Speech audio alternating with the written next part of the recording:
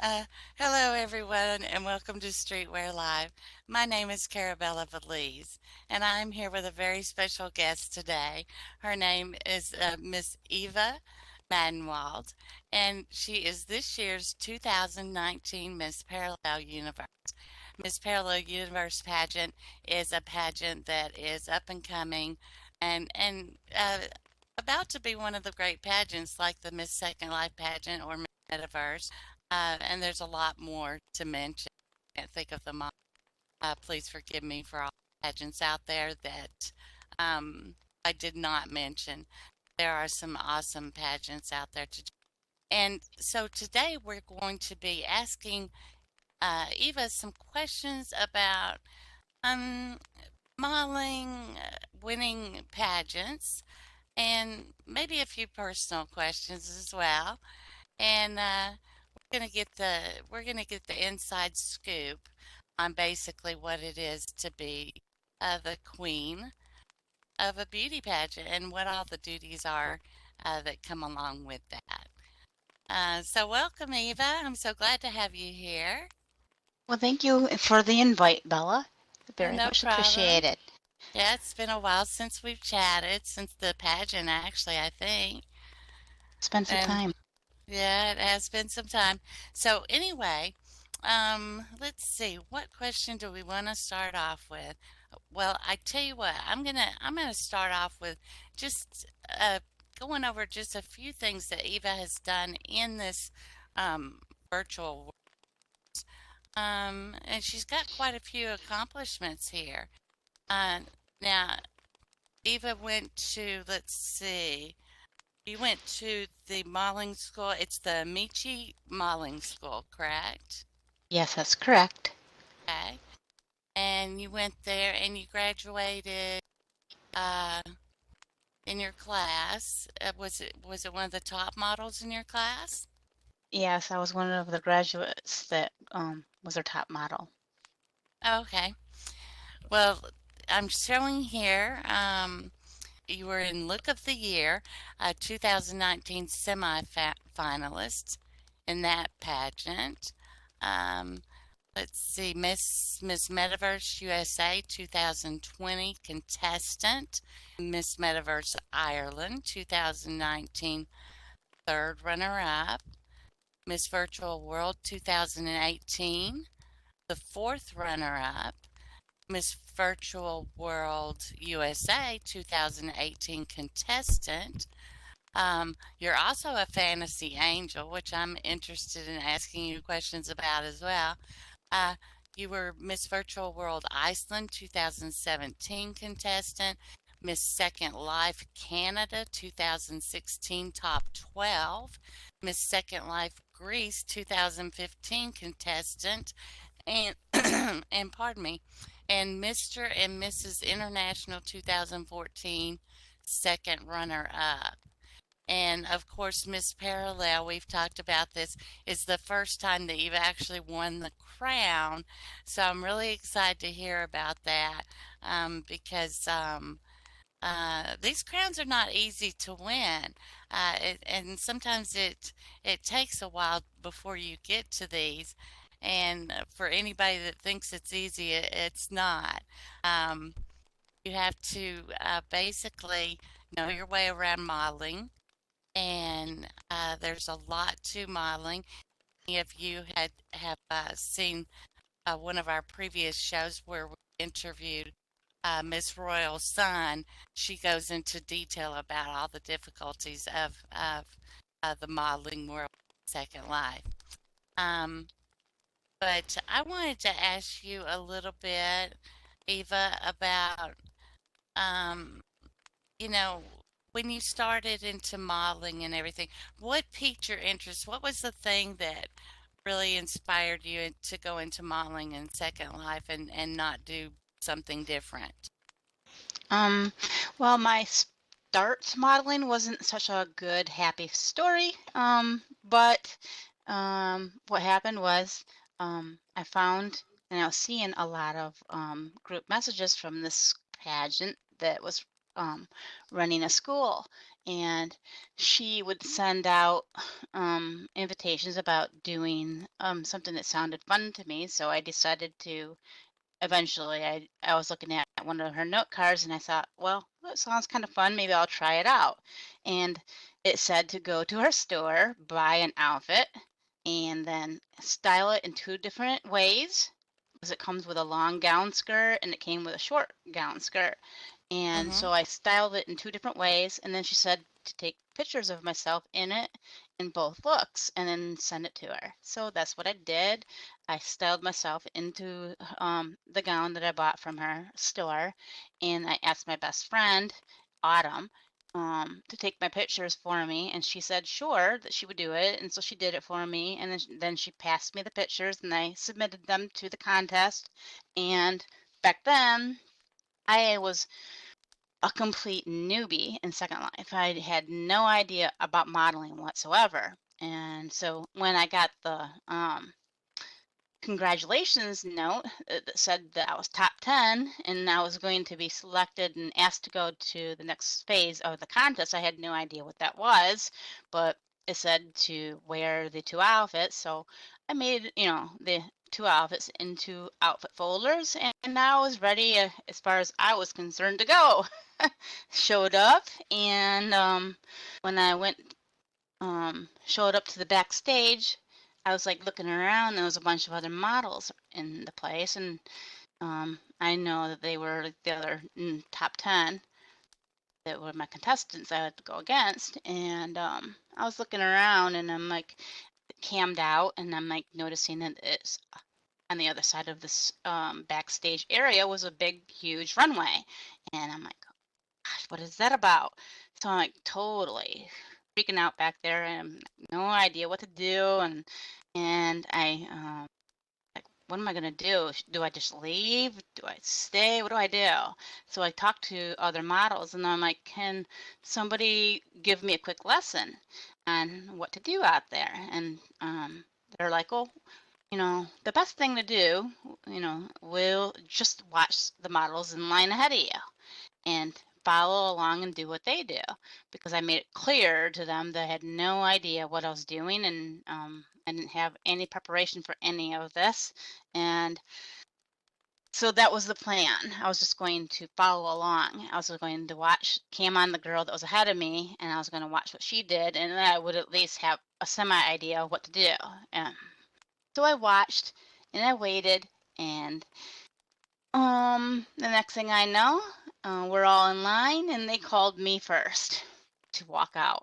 And so I'm walking out through the runway and I'm walking down past the first little stop and I didn't know to stop there, so I went past that and it kept going and going and going and I assumed it looked like a circle area, so I stopped at the end where all the judges were and I showed them my outfit and then I turned back around and I'm trying to get out of the place. And when I was dismissed from when they said that they had seen my outfit that I could go, so I'm like walking back off the runway, and I'm trying to figure out how to go, and I'm like getting to this. And like I said, I was complete newbie at this point, and I had no idea of what Phantom was. And so I saw a big, huge wall in front of me, and I had no idea that I could walk through it, and that it was actually a curtain. I thought it looked like a wall. And so I stood there and I'm like, what do I do? Uh, so And did you so I walk TP, around it or what did you yeah, I do? walked, yeah, I walked around it and I TP'd myself as soon as I got back to that one wall because I didn't know that I could go in through it. So I TP'd myself backstage again and I changed into the second outfit because I knew I still had to do that part too. And as soon as I changed into my second outfit, I started watching all the other girls, so I knew, at least a little bit about where to stop. So that's a little bit better for my second round out. I mean, I didn't have walkway poses. I didn't have no walks. I didn't have poses. I didn't have nothing prepared for it. I didn't know about any of those things. But my one outfit that I wore for the second time, had an umbrella and it came with its own animation. So I had a little bit of animation out there, so it wasn't completely like a newbie walk. But the first time I was out there, completely newbie walk. And so when I got done, I at least kind of knew what to do. So I went into the backstage when I was done and dismissed from it, and I knew there was no way I was going to win the contest. But I walked away from the whole experience very mad and humiliated and angry about the way I was treated. And I thought, if that's the way models are, then I had no interest in being a model, and I would never do modeling ever again. And that's how I felt for about 2 months, and then I got mad, even more mad in a different kind of way. And I'm like, what if this is the way all models are? If they're all that kind of person that will, all laugh at you and joke and make sure that you're the first one called out, because I think that that was part of it. But I was like, what if all models are that way? Then it's your responsibility to become a model and teach a different example. And so that's exactly why I went into modeling. I contacted one of the other models that was backstage and was nicer ones, and I asked her if she would teach me, and she took me under her wings and she taught me how to walk the runways that I'd been on before, the exact same runway. And so she told me how to do all this stuff, and um, she started talking about that Ann Roll was running these contests that where you could go and style in different varieties of whatever they were deciding that was going to be the theme. And so I was styling and I was doing all that. And she told me it was time for me to walk against the other girls that were doing these styling contests. And so I did. And I was doing it often. I was doing it I think every week. And at first I didn't win, but it wasn't taking very long before I was winning against the other girls that I was competing against. And I got an invitation to go to their school for free, and so that's what I did. I went to their school for free, and that's where I got my little general education. And the teachers they had there were like the best teachers ever, and I can never say anything but good things about the teachers she had. But the principles of the whole thing of how much she was like always doing these contests and stuff of how much a girl was willing to pay to be called beautiful. It was a huge Mm-hmm. pyramid scheme. So Right. I didn't say I was told by another model one time that was looking at my profile, and she's like, Eva, I need to talk to you about your profile. And I go, well, what? She goes, you need to find yourself a second school if you want to be considered to be serious modeling. Jobs in Second Life, and so you need to get a different school education. And I'm like, well, I kind of already figured that out on my own.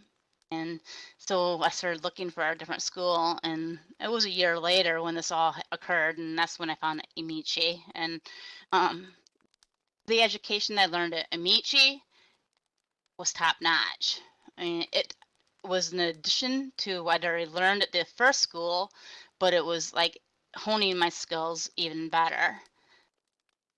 And so I love the education I learned at Amishi, and my pride in it is huge and immense. Oh, that's great. Well, is Amici still around? Sadly, it's not. They closed Okay. a couple years after I graduated. Well, that's that. It Yeah, was that is it was sad. being run. Yeah, it was being run by a couple, and they broke up, and they don't have So, their school anymore. But they had like the most difficult and hardest requirements of walking on these beams. And if you fell, you were not going to graduate. They told us that we had to walk those beams without falling. And so I practiced that thing over and over and over and over and over and over and over again. And I know that theoretically, sure, we had to learn the beam, but they would not let anybody graduate that didn't know that beam. And I think that they're part of the reason that they do that beam was not just because it's something, that it's a skill that you needed to learn as a model, but it was also that they didn't want any models being part of their agency that wasn't, um, you know, like determined and set in their mind that they're going to beat that uh, trainer beams. Exactly. Well, a lot of people don't realize, I mean, it's easy to walk in a straight line when you're in Second Life if you're having no lag. But when once you start to um, get into a very laggy situation, such as these contests and things can be, or even just modeling itself, um, you start to run into an area which we all know of where you get stopped and if you turn just a little bit it seems like you way overturn and you head straight to the left instead of just going slightly left. So you have to practice these things because when you do get into these big lag situations, the more you practice, the better you are at not making the overcorrections that you would normally make when you're just walking around in Second Yeah. Life. Anytime I'm in a pageant or a contest or even in shows, I go to the backstage and I start out where I'm normally going to start out and I count everything. I make sure that I know exactly how many steps it'll take to get me to that first dot that I got to stop at.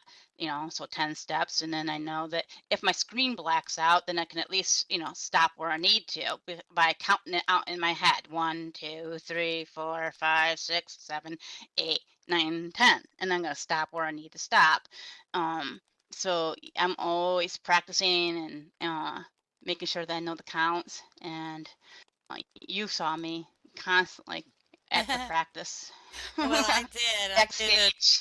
And I have to say, at the Miss Parallel contest, that Eva was there every single day practicing, and sometimes in the wee hours of the morning, which would be for Eva and I, where we're from, was in the middle of the night. It would be 2 a.m. in the morning our time. I would see Hmm. her up on that stage practicing while I would be. It's very important to practice for sure. It is, because it definitely helps. I agree. Well, how did you hear about the Miss Parallel pageant, and what inspired you to go out for that? I'm friends with Amanda, which is the first year's queen, and so I was looking at her profile several months ago, and I was thinking, I was thinking I'm maybe interested in trying to find another pageant to join and try and see if I could win something. And I was looking around for something new and didn't want to do any because I've done a lot of my other pageants more than once. So I didn't want to do them ever again. So I was still looking for a new pageant. And so I was looking at Amanda's um, profile and I didn't message her because I don't want anybody to ever get the idea that Eva's thinking about things until I've decided on my own if that's what I'm going to head into or commit to or join and get myself into. So I didn't ask her about it. I instead went online onto Facebook and on regular searches and I searched it all up to see if it was something I was interested in doing. And then when I saw that it was something I might be interested in doing, I contacted Abby and um, asked her if it was too late because I'd seen it had been on for some time. They were getting contestants and stuff, and I thought, well, maybe it's too late for me to do it this year, but I can try next year. And I really did think it was too late for this year. So I contacted Abby and I asked her, is it too late for me to join in? And she's like, no. She goes and she was telling me she was going to get a hold of me. And she gave me some information and she gave me the group to join and that was it. And then I had an interview with her so that uh, and then she interviewed me and then accepted me as a contestant. Yeah, that's great. Okay, Eva, here's a question for you. It won't be too hard, I promise, okay? Um, I was going to ask you about the Miss Parallel contest when you joined that. Did you notice anything about the contest that was different than the other pageants that you had been in, or is it just like a typical beauty pageant that you've been in before? Well, it's completely different than any other pageant I've ever been in before because, first of all, the whole thing is done in one day, and you had all your outfits ready for one big, gigantic, huge contest. And most of the other pageants I've been into have like a separate little challenges and have you do different things slowly over time. So I really appreciated the speed that this went at a lot faster speed of, getting doing things and getting it all done in one show instead of a bunch of little challenges that you had to do for other pageants. Right. And so basically, now you didn't really do it all in one day. The pageant was in one day, but you practiced for months because I know that you guys practiced for months because I was there to get everything right. But you used all these months of practice to get prepared for this one particular speedy one day contest, which I think lasted longer than our last year's pageant, which was about, I think last year's lasted about 2.5 years, and this year was about 4 hours. Yeah, in general, that's usually how it is for the grand finale. It's huge Mhm. and long because they always have you do a different, more than one outfit, just like this one. So those are similar in the length of time. So Well, yes, and of course, the pageant had a lot of entertainment to it as well. It wasn't just modeling; it had several different shows encompassed within that. Because when you guys walked out on stage at the beginning of the pageant, you guys put on a huge performance of a dance performance to yeah, entertain the and that was audience my with. that's my most fun I had was and my best memories from the pageant is just the dance. I loved it, every bit of it, and it was so much fun. That was a lot of fun, wasn't it? Hmm. You guys looked amazing up there doing that dance because it was specially choreographed and by a great choreographer in Second Life. And I'll mention his name really quick. Michael Jackson Foley thank you very much, sir, for your help in that or for doing that for us. Um, and it turned out very, very well. So the whole entertainment part of the pageant was completely different for than Yes, the rest of the definitely. contest. Okay. Hmm. Um, and okay, here's my last question, pretty much about just this particular pageant.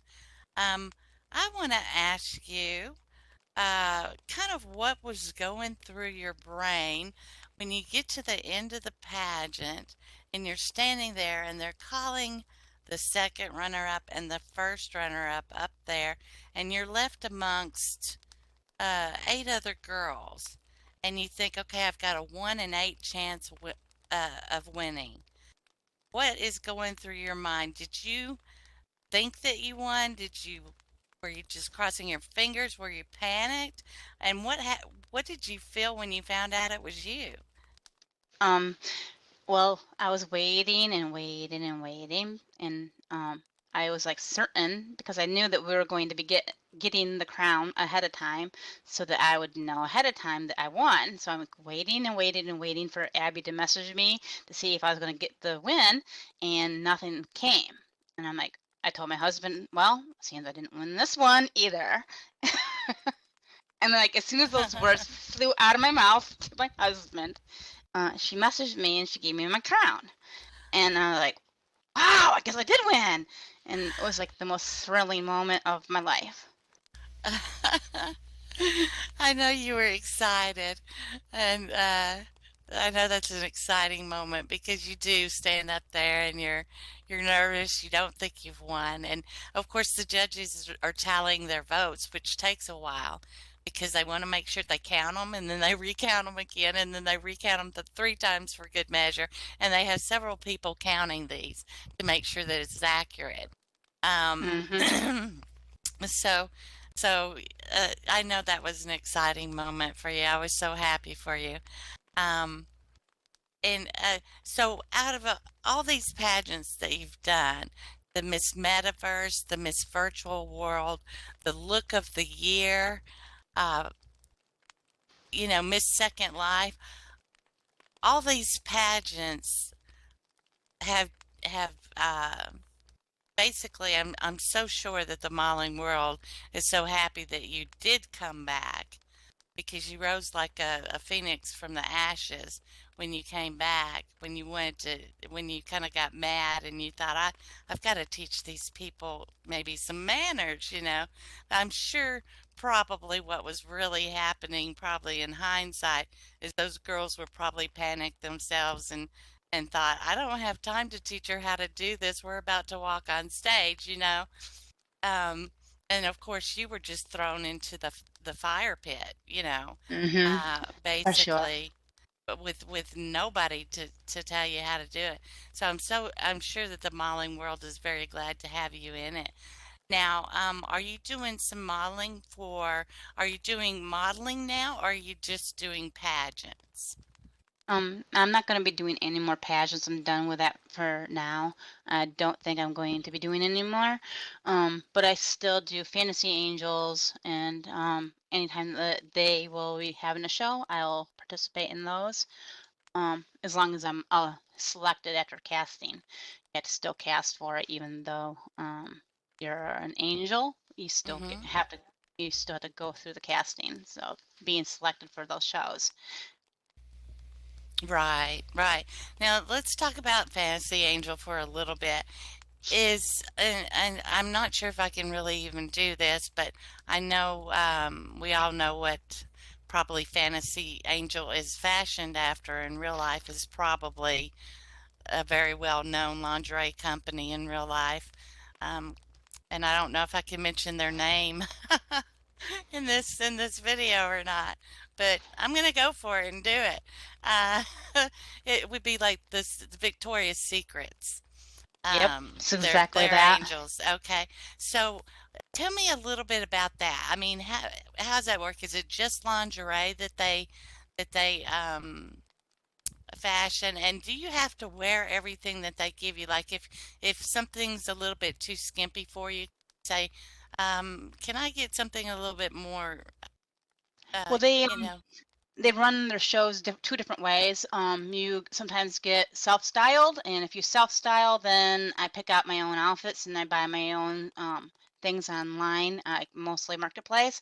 And when I do that, I try to always keep myself decently covered as much as possible, even though it's lingerie. Still, always keep in mind to always keep my reputation clean and good.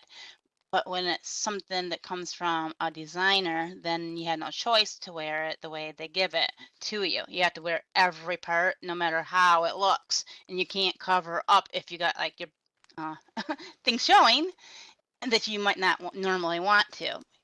They don't want you to ever change how that looks. So when you're being fancy angel for for one of their designers, then you wear what they give you the way they want you to wear it. And your wings, Okay. because they don't normally give you wings, but sometimes the designers will give you wings. But your wings can like be used for a lot of decorum, covering things up from the backside. Oh, exactly. And so Fantasy Angel isn't really basically a store that you're purchasing items from. It's more of a modeling.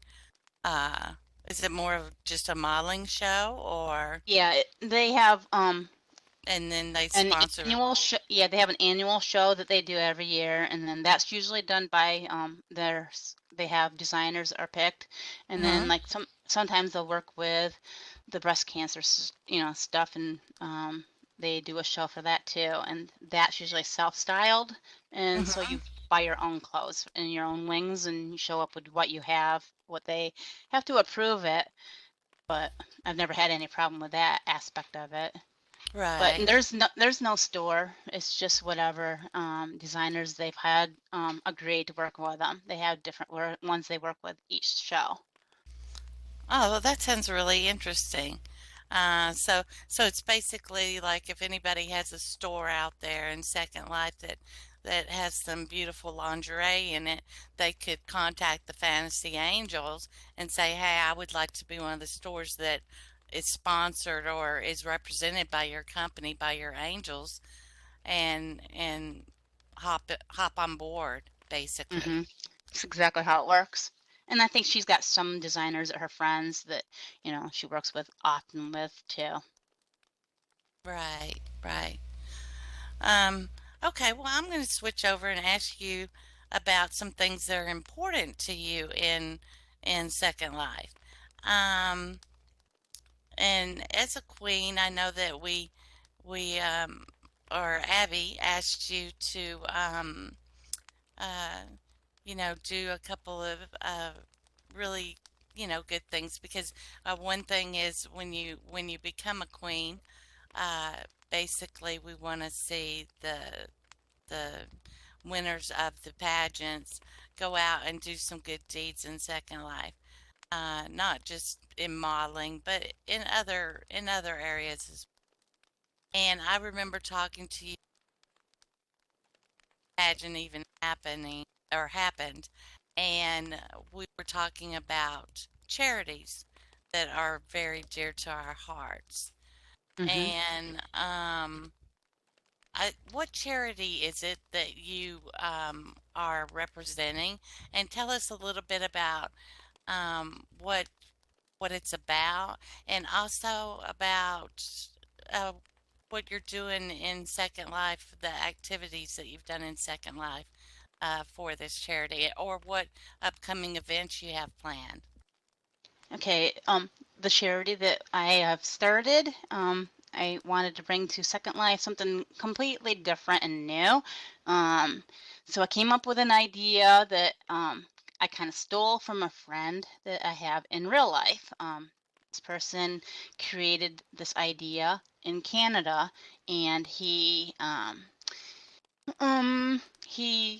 started this effort up by contacting a bunch of, people that own buildings, and he contacted the people that light up Niagara Falls, and he contacted people that light up different bridges, and he contacted all kinds of different communities in Canada the first year he did this, and he got them to all agree to light up purple and blue. Purple is for Huntington's disease for children, and blue is for adult onset Huntington's disease. And he doesn't have Huntington's disease himself, but he's got nephews that do. So that's why he's involved in it. So Okay. he started this up, and then when he showed various people what his efforts produced, they decided to ask him if they could take over from him.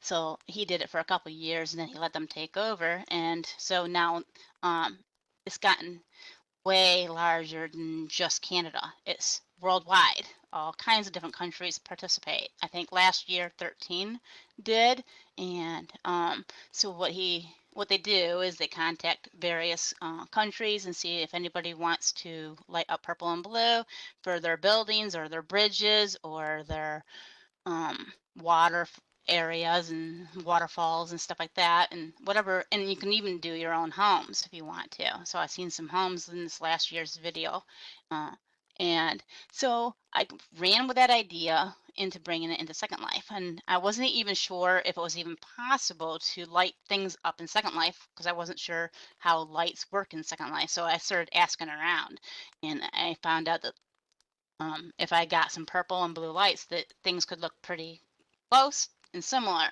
I wasn't hoping in an exact replica of what it looks like in real life because you can't really do that in Second Life, but I was hoping to still have like a similar look of what it looked like in real life. And so I got myself some purple and blue lights, and I put them in a folder, and I started contacting a bunch of sim owners and friends, and I ended up with 60 participants that agreed to participate. Some of them were designers that own stores. Some of them were in the dance community with their dance troupe um, buildings and stuff like that. And then some friends did their homes here in Second Life, and it was like all kinds of different people, all walks of life of Second Life, as much as I possibly could figure out. I begged and asked and see if anybody wanted to participate, and I got 60 of them to do so. And then we also, for the whole month of May, they lit up for that this past May, and then I took pictures at every site, and then I put them all on Flickr, and I shared the pictures with them when they were done. Um, then I also um, was talking to a friend, and she was asking me if I wanted to do a runway show, fashion show. I'm like, well, I was really busy with contacting all the sim owners. I didn't think I had time or, energy to actually add that in this year. I'm like, no, we can't do it this year. She's like, well, let me do that aspect of it. So she hired her models for her own agency to work on my fashion show. So all I had to do was drag out I own several runways of my own, and so I dragged out one of my runways and I put it out, and so I redecorated it and took out the stuff I didn't like and made the place look amazing. And then I worked in the show too. I was one of the models for the last model out on the runway, and we had a bunch of girls that and a bunch of males models too that participated, and we had a small self styled fashion show that uh, was able to help kick off. We did that like the first week, and so we kicked off the month with that, and then everybody lit up for the month, and then at the end we had a final dance, where we had end the month with a dance, and it didn't have any charity involved this time. It was just for bringing a taste of it into Second Life. I wanted to see how people would react to it. I wanted to see how the lights would work. I wanted to see how it would look at when I take pictures of everything. And I didn't have time to think about the charity aspects and how to figure out any of that.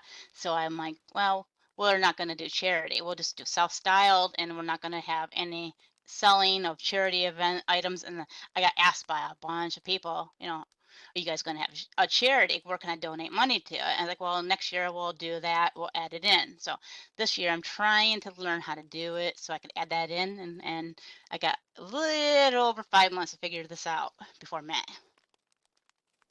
Oh, you can do it. I know you can do it. Um, I'm absolutely positive you can do it. I can't wait to see it too. I'm excited to see what you're gonna have happen up there because I'm ready to come watch you now and see you in action and definitely would be interested in supporting Huntington's disease. Now, can you tell us and the viewers a little bit what is Huntington's disease for anyone that hasn't heard of it? How does it affect someone? Okay, Huntington's disease is an uncurable disease that is inherited. Um, you have to inherit from a parent that has the disease, and it's direct inheritance, so it can't skip generations. My mom had to have it, so and she did, and she passed away several years ago with it. My brother's been tested and he has it too. I have not been tested yet, and I have four sibling sisters, and none of them have been tested yet either. Um, but we're all 50% at risk for inheriting the disease. The disease itself is a myriad of different symptoms of.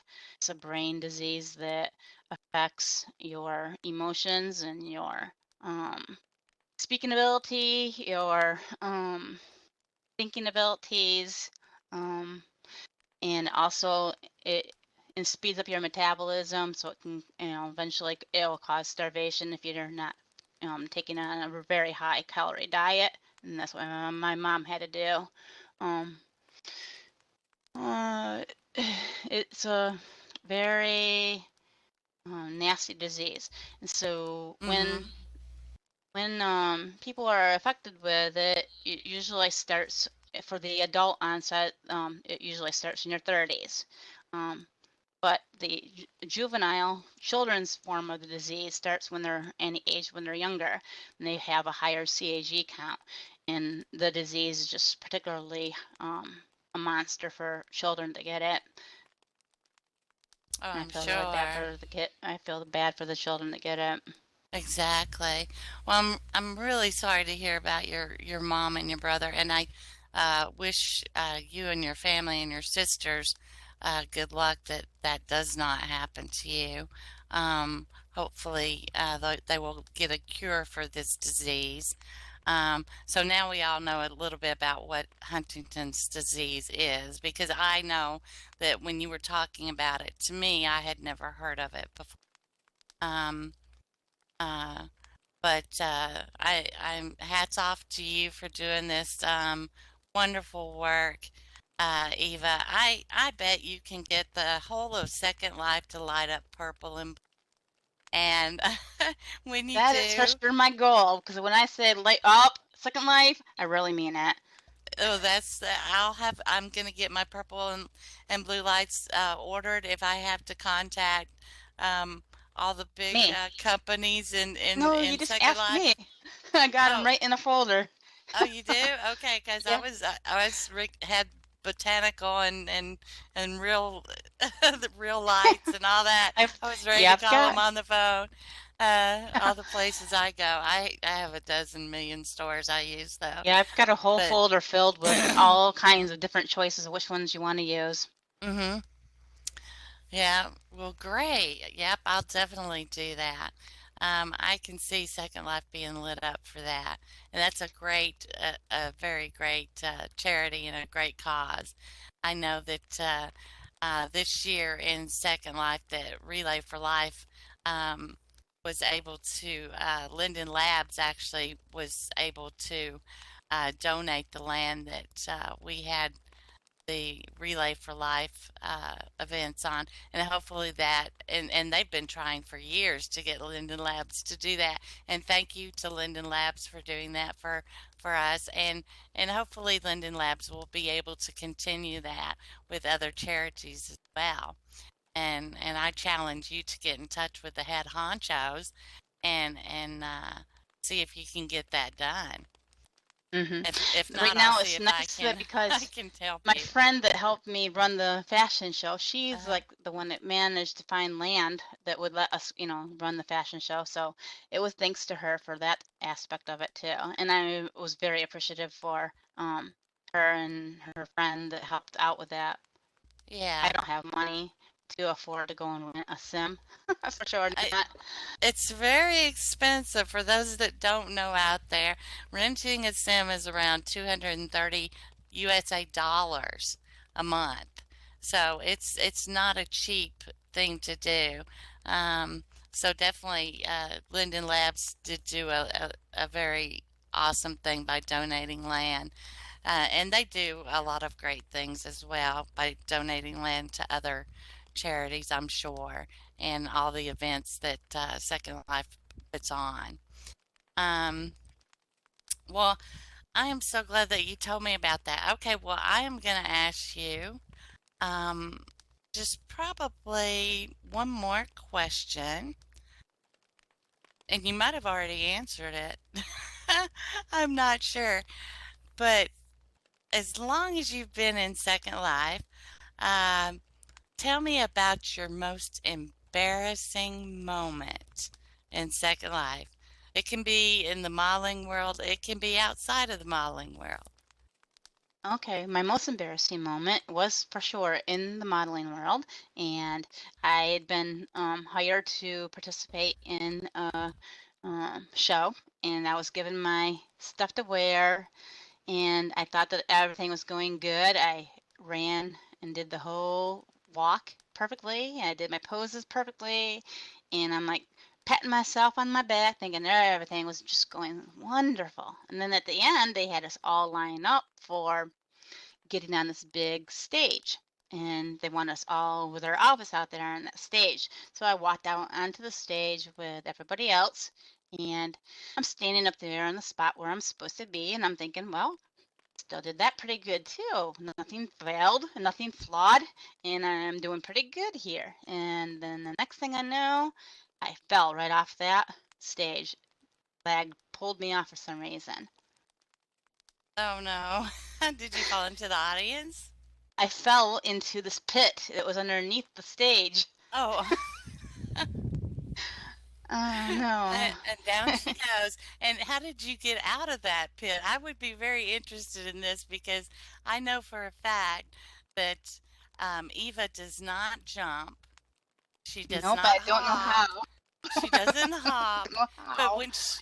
Nope. when she goes somewhere, unlike the rest of us here in Second Life that will run, fly, hop, jump, flip, get to our spot, however we have to, double click to teleport. Eva is so much the lady, is so much the queen that she will walk everywhere she goes. And if there's stairs, she will walk up the stairs to get up onto the stage without jumping up from the pit. So I want to know, did you jump? So when Eva Madenwald was stuck inside of a pit, what did she do? She couldn't get out because there was no way of walking out. I looked around. I tried to figure it out. I was like walking against a bunch of walls, and I'm smashing into a bunch of walls inside there. Like I can't get out. There's no way of getting out of here. So I'm TPing myself backstage. So that's what I did. Oh, so you took the teleport. I sure did. Oh my gosh, you broke the rules, but not too badly. That's better than hopping, right? Yep. At least I didn't have to hover out of the ground in the middle of everybody watching all that. So I just disappeared and went backstage. Nobody knew where I went, I don't think. Oh, that's great. All right. Well, thank you for being on the show. It's always good talking to you. We'll have to get together soon and just chat.